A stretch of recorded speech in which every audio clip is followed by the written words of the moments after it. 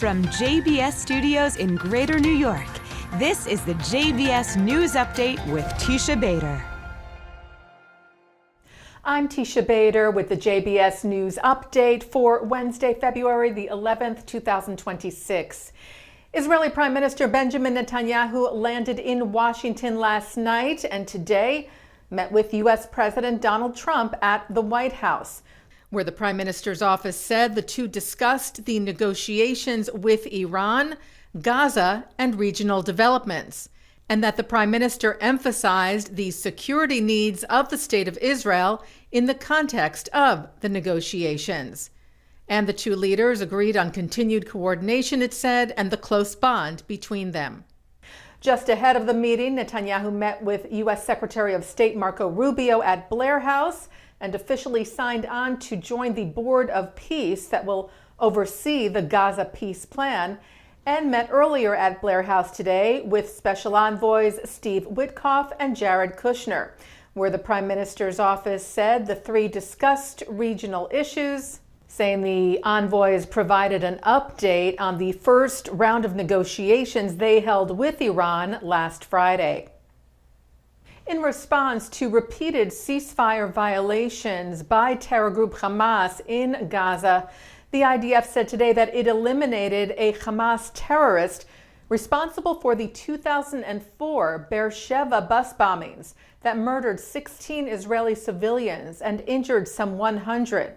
The IDF said the terrorist had been released in the 2011 Shalit deal and continued advancing attacks against Israelis and IDF troops, including during the Gaza war. His elimination, it wrote, constitutes an important and significant moment of closure.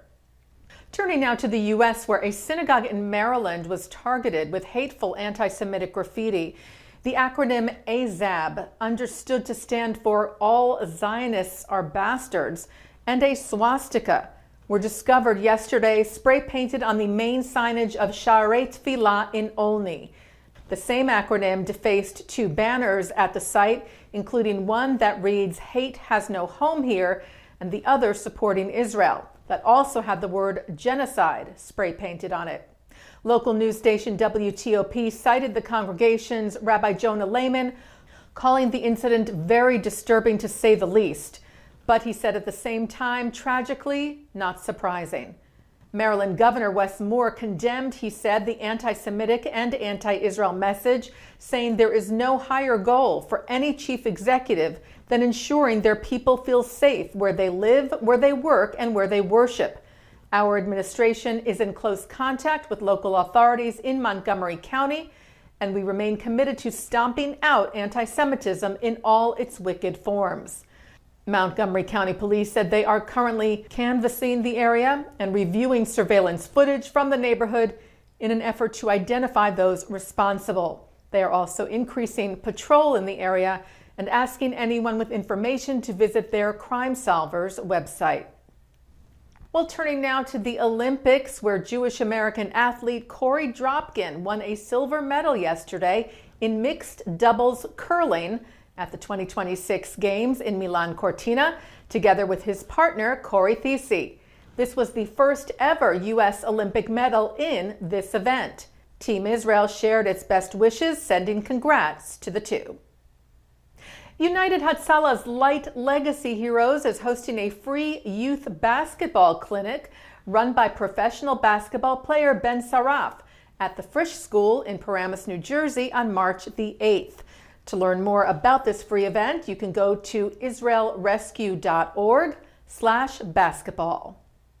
Taking a look now at our programming for tonight on JBS for Wednesday, February the 11th at 7 o'clock.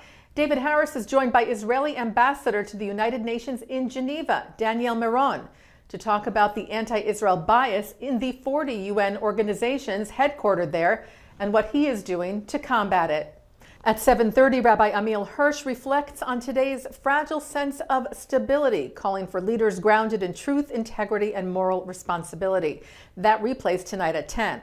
At 8, Dr. Charles Asher Small delivers a keynote address at the European Parliament in Brussels, examining anti-Semitism and the demonization of Israel on European university campuses. At 9, CUNY professor Jerome Chanis talks about JFK and his relationship with Israel on L'chaim. At 10:30, an encore of the news, and coming up next, it's Thinking Out Loud. And that's the JBS News Update for Wednesday, February the 11th, 2026. I'm Teisha Bader. Am Yisrael Chai.